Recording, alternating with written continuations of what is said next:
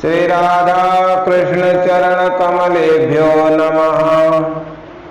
नारायणं ऋषिकेशं गोविन्दं गरुडध्वजं वासुदेवं हरिं कृष्णं केशवं प्रणमाम्यहम्। वसुदेवसुतं देवं कंसचाणूरमर्दनं देवकी परमानन्दं कृष्णं वन्दे जगद्गुरुम्। वंशे विभूषितकरानवनीरदाभात् पीताम्बररुणबिम्बफलाधरोष्ठात् पूर्णेन्दुसुन्दरमुखाधरविन्दनेत्रात् कृष्णात् परं किमपि तत्त्वमहं न जाने। सच्चिदानन्दरूपाय विश्वोत्पत्त्यादिहेतवे तापत्रयविनाशाय श्रीकृष्णाय वयं नमः। श्रीमद्भागवत महात्म्य पद्म पुराण से लिए गए महात्म्य का ये दूसरा अध्याय अथ द्वितीयो अध्याय। भक्ति का दुख दूर करने के लिए श्री नारद जी का उद्योग। नारद उवाच वृथा खेदयसे बाले अहो चिंतातुरा कथम श्रीकृष्ण चरणाम्भोजम् स्मर दुखम गमस्यति। नारद जी ने कहा, हे बाले, तुम व्यर्थ ही अपने को खेद में डाल रही हो। अरे तुम इतनी चिंता आतुर क्यों हो रही हो? भगवान श्री कृष्ण के चरण कमलों का चिंतन करो, उनकी कृपा से तुम्हारा सारा दुख दूर हो जाएगा। यमुना के किनारे जब भक्ति देवी को भक्तराज नारद जी ने दुखी देखा और उनके जो पुत्र वैराग्य और ज्ञान और वैराग्य जो वृद्धावस्था को प्राप्त हो गए, नारद जी आज उनको स्वस्थ करने के लिए भक्ति देवी को कुछ उपाय बता रहे हैं और भक्ति देवी को सांत्वना देते हुए कहते हैं कि हे देवी, तुम अधिक दुख मत करो, तुम भगवान श्री कृष्ण के चरण कमलों का चिंतन करो। उनके चिंतन करने से तुम्हारे सारे दुख दूर हो जाएंगे। क्यों? द्रौपदी च परित्रातायेन कौरव कसमलात् पालिता गोप सौंदर्या सकृष्णा पापलोगत। बहुत सुंदर बात कही। नारद जी कहते हैं, जिन्होंने कौरवों के अत्याचार से द्रौपदी की रक्षा की थी, द्रौपदी च परित्राता एन कौरव कसमलात, कौरवों के द्वारा जब द्रौपदी पर पाप किए गए, अत्याचार किए करने का प्रयास किया गया, तब जिन भगवान ने द्रौपदी की रक्षा की थी और पालिता गोप सौंदर्य, जिन्होंने गोप सुंदरियों को सनात किया था, वे श्री कृष्ण कहीं चले थोड़े गए, वो आज भी है। भगवान सत्य है और सत्य कभी विनष्ट नहीं होता। वो तो तीन काल तीन अवस्था सब जगह विद्यमान रहते हैं। हे भक्ति देवी, वो भगवान श्री कृष्ण तो सर्वत्र व्याप्त हैं। त्वं तो भक्ति प्रिया तस्य सततं प्राणतोऽधिका त्वया हूतस्तु भगवान याते नीच ग्रहे स्वपि। तुम अपने स्वरूप को भूली हो।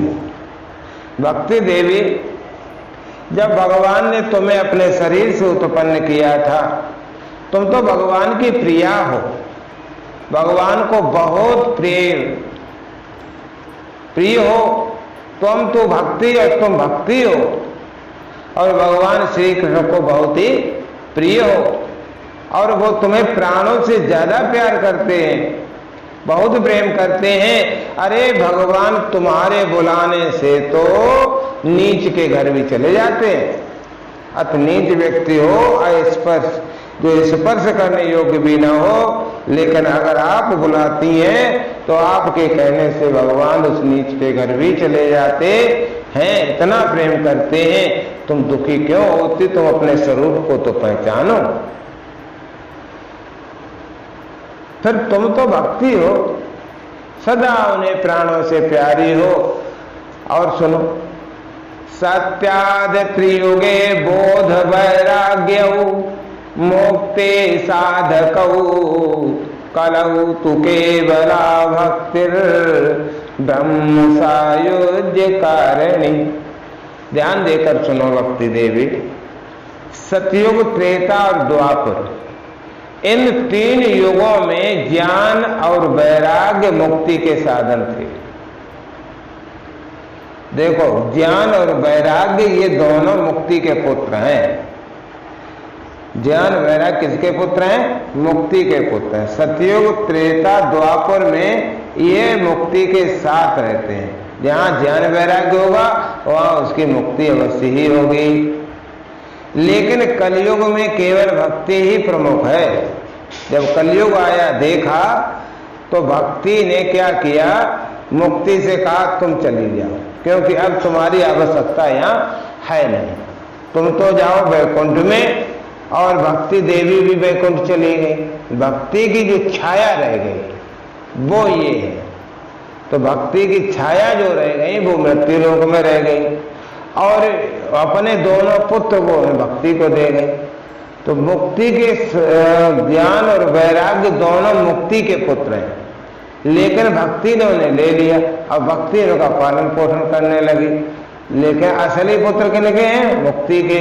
और भक्ति ने इन्हें अपने ले लिया अपने, और उस पुत्र की तरह इनका पालन पोषण करती है।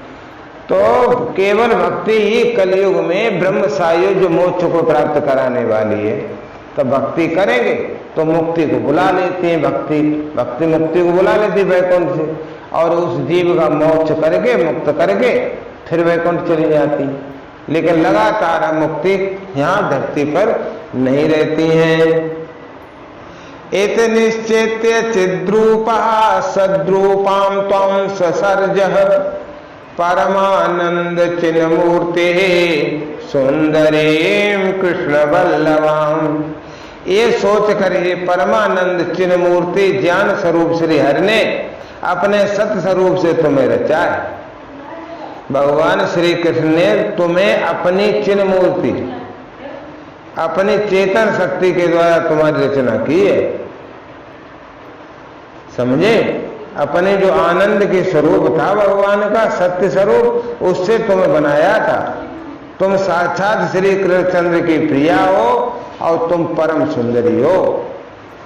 और सुनो, बदध्वांजलम त्वया पृष्टम किम करोमीति चैकदा त्वां तदा जापयात कृष्णो मदभक्तान पोषयति च। एक बार जब तुमने हाथ जोड़कर पूछा था, भक्ति देवी से नारद जी कह रहे हैं कि एक बार जब तुमने हाथ जोड़कर पूछा था कि मैं क्या करूं, अर्थात तुमने जब मुझे बनाया प्रभु तो मेरा काम क्या है, मैं क्या करूं, तो भगवान ने तुम्हें यही आज्ञा दी थी कि जाओ तीनों लोकों में मेरे भक्तों का पोषण करो। जो मेरे भक्त हैं तुम उनका पालन करो।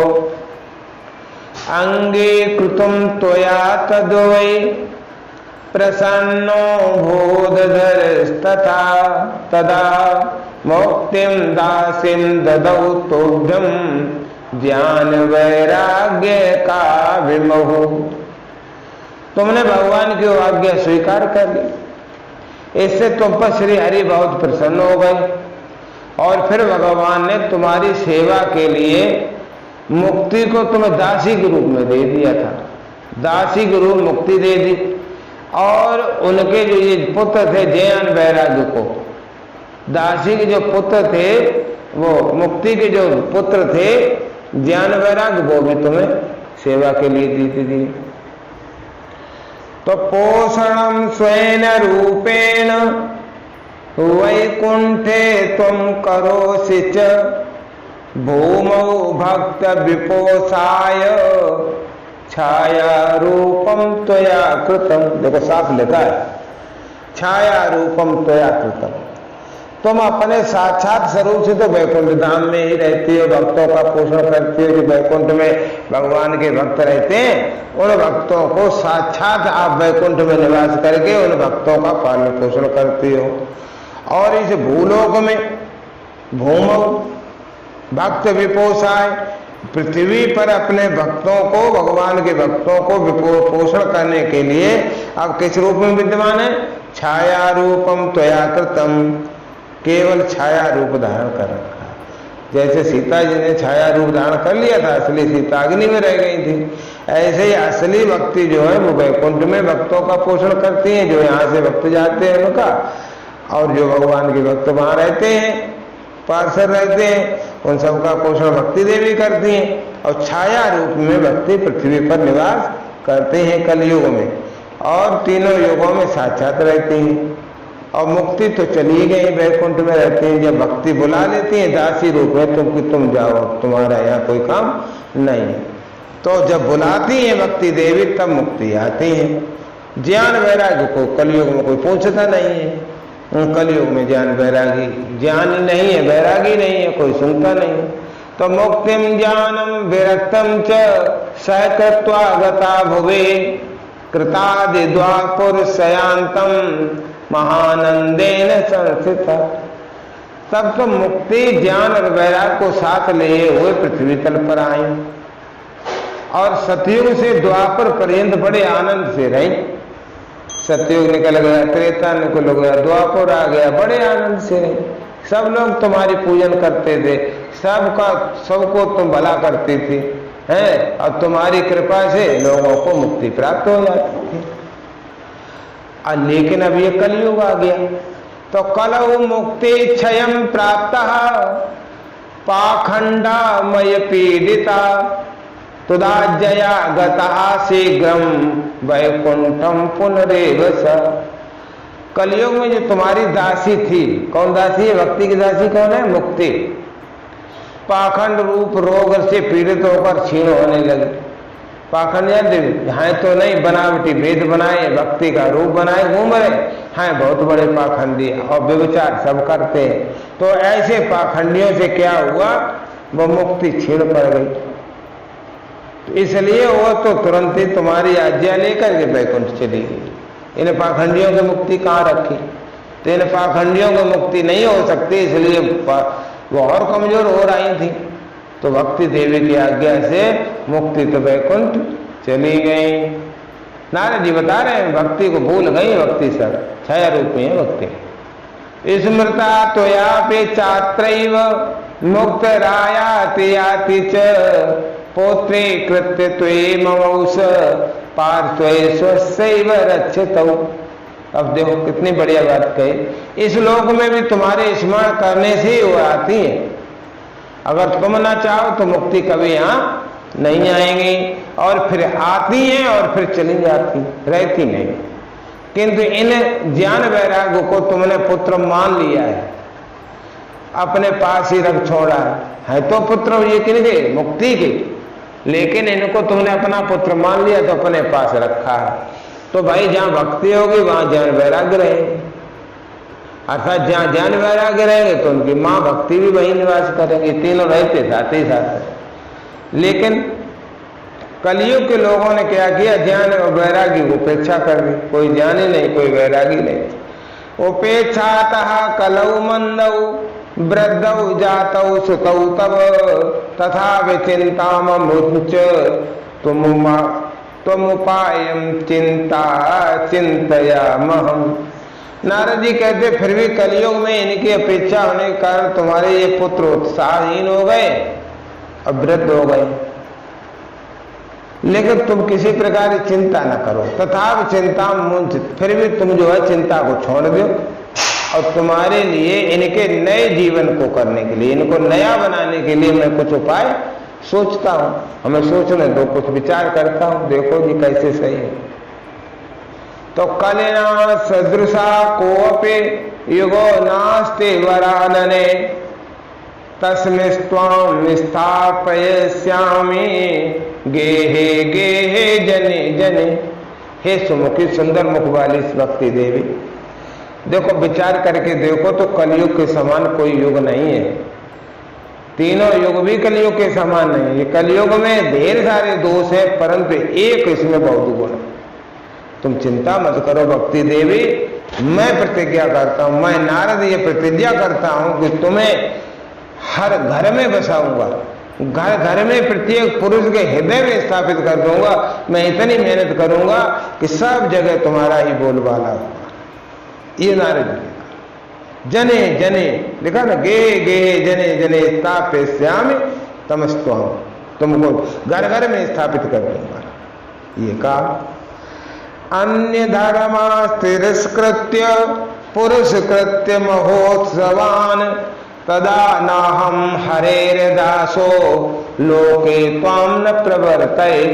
नारद जी ने इस श्लोक में प्रतिज्ञा कर दी कि देखो अन्य सब धर्मों को मैं दबा दूंगा, तप को, योग को, तपस्या को, दान सबको दबा दूंगा, अन्य सब धर्मों को दबाकर और भक्ति विषयक महोत्सवों को आगे रखकर, भक्ति विषयक महोत्सव को जैसे कृष्ण जन्माष्टमी मनाना, राधाष्टमी मनाना, रामनवमी मनाना, ये जो भगवान के जो त्योहार होते हैं इनको खूब हर्षोल्लास से मनाना, ये मनवाएंगे और खूब मनाएंगे। यदि मैंने लोक में तुम्हारा प्रचार न किया, लोक में प्रचार करूंगा तो मैं भगवान श्री नारायण का दास नहीं, भगवान हरि का दास नहीं हूं। ये मैं प्रतिज्ञा करता हूं तुम्हारे सामने सत्य। तुम्हारा हम आज जितनी भक्ति दिखाई पड़ रही है इस लोक में वो नारद जी के द्वारा फैलाई है। तदन्विताश्च ये जीवा भविष्यन्ति कलाविह पापिनो अपि गमस्यन्ते निर्भयं कृष्ण मंदिरम। इस कलयुग में जो जीव तुमसे युक्त होंगे, अर्थात जो तुम्हारी भक्ति से शराब और जिनके हृदय होंगे, वे पापी होने पर भी बेखटके भगवान श्री कृष्ण के अभय धाम को प्राप्त होंगे। एषां चित्ते वसेद भक्ति सर्वदा प्रेम रूपणी न ते पश्यन्ते कीनासम स्वप्ने मलमूर्तया। एषां चित्ते वसेद भक्ति, नारद जी कहते हैं जिसके चित्त में भक्ति बस गई है। कौन सी भक्ति? प्रेम रूपणी भक्ति, सर्वदा प्रेम रूपणी, यानी प्रेम रूपणी भक्ति। प्रेम रूपणी भक्ति क्या होती है? हम भगवान से प्रेम करें बिना मांग के, और जहां हम कुछ मांग रखेंगे तो वहां तो व्यापार है, प्रेम कहां है? तो विशुद्ध प्रेम भक्ति कौन होती है? जो हम भगवान से प्रेम करें भगवान के लिए, हमें भगवान अच्छे लगते हैं बस। ऐसी प्रेम रूपणी भक्ति जिसके हृदय में निवास करती है वो शुद्ध अंतःकरण पुरुष स्वप्न में भी कीनासम, कीनासम नाम है यमराज का, वो स्वप्न में भी यमराज के दर्शन नहीं करते हैं। और सुनो, जो भगवान कृष्ण की भक्ति करते हैं, जो श्रीमद् भागवत का पाठ करते हैं, जो श्रीमद् भागवत का पूजन करते हैं, श्रवण करते हैं, न प्रेतो न पिशाचो वा राक्षसो वा सुरोपि वा भक्त युक्तम मनस्कानाम स्पर्शनेन न प्रभुर्भवेत। जिनके हृदय में भक्ति महारानी का निवास होगा, अर्थात तुम्हारा निवास होगा, उन्हें प्रेत, पिशाच, राक्षस और दैत्य कभी स्पर्श तक नहीं कर सकते हैं। ये मेरा वचन। जिसमें भगवान की भक्ति का निवास है उसमें प्रेत, पिशाच, राक्षस, दैत्य उस व्यक्ति को दूर से ही भाग जाएंगे, स्पर्श भी नहीं कर पाएंगे, क्योंकि भक्ति का जो ओज है, प्रकाश है, वो सर्वत्र फैल रहा है। ये कहा ना तपोभिर्न वेदैश्च न ज्ञानेनापि कर्मणा हरिर्हि साध्यते भक्तया प्रमाणम तत्र गोपिका। तप, तपस्या, वेदाध्ययन, वेदों का अध्ययन, ज्ञान और कर्म आदि किसी भी साधन से भगवान वश में नहीं किए जा सकते। भगवान को कोई जाकर हम तपस्या के द्वारा, कर्म योग के द्वारा, वेद अध्ययन के द्वारा, ज्ञान प्राप्त करके, कर्मों के द्वारा, विभिन्न प्रकार की यज्ञ आदि कर्म करके भगवान के हम दर्शन कर लेंगे, तो ये संभव नहीं है। भगवान केवल भक्ति को हरिर साध्यते भक्तया, केवल भगवान भक्ति के द्वारा ही, भक्ति से ही वशीभूत होते हैं। उदाहरण कोई पूछे भक्ति देवी ने कहा ऐसा कहीं हुआ है? हाँ हुआ है। कहाँ हुआ? गोपियों ने किया ना। गोपियों के पास कहाँ तपस्या थी? गोपियों के पास क्या थी तपस्या? ज्ञान था, कर्म थे, वेद यज्ञ किया था? कुछ नहीं किया था। क्या किया था? केवल एक बात की थी कि भगवान से उन्होंने प्रेम किया था कि भगवान हमारे हैं। और इसमें श्री गोपी जन प्रमाण है। नारद ने कहा तो राम जन्म सहस्रेण भक्तौ प्रीतिर्हि जायते कलौ भक्ति कलौ भक्तिर भक्तया कृष्ण पुराये स्थित। मनुष्यों के सहस्रों जन्म के पुण्य प्रताप से भक्ति में अनुराग होता है। 1000 जन्म के सब पुण्य इकट्ठे हो जाए तब भगवान की भक्ति हृदय में उदित होती है, तब भगवान की भक्ति से प्रेम उत्पन्न होता है। और कलयुग में नारद जी कहते हैं केवल भक्ति, केवल भक्ति, कलौ भक्ति, कलौ भक्ति, 2 बार कहा। अपनी बात को जोर देने के लिए नारद जी ने कहा कलयुग में केवल भगवान की भक्ति ही सार है और कुछ भी सार नहीं है। भक्ति से साक्षात श्री कृष्णचंद्र भगवान सामने उपस्थित हो जाते हैं। भक्ति अगर करोगे, कैसी भक्ति? प्रेम रूपणी भक्ति, भगवान से प्रेम रूपणी भक्ति करेंगे यदि हम लोग, तो भगवान साक्षात हमारे सामने प्रकट हो जाएंगे। सोचो, भातृद्रोह करायेच ते सीदंत जगत्रये दुर्वासा दुखमापन्नः पुरा भक्ति विनिंदिका। 2 तरीके से नारद जी समझा रहे हैं। एक तो भगवान ने बताया कि भगवान से की जो प्रेम रूपणी भक्ति करेंगे उन्हें भगवान के दर्शन होंगे, और जो भगवान के भक्त लोगों से द्रोह करेंगे, अच्छा उनसे दुश्मनी करेंगे, भक्ति द्रोह करा एक से सीदंत जगत रहे, तो वे तीनों लोकों में केवल दुख ही दुख प्राप्त करेंगे। तो भक्ति देवी ने कही ऐसा कोई है जिसने भक्ति का विरोध किया हो या भक्त का तिरस्कार किया हो फिर उसे दंड मिला हो? नारद जी कहते हाँ है। तो कौन? दुर्वासा।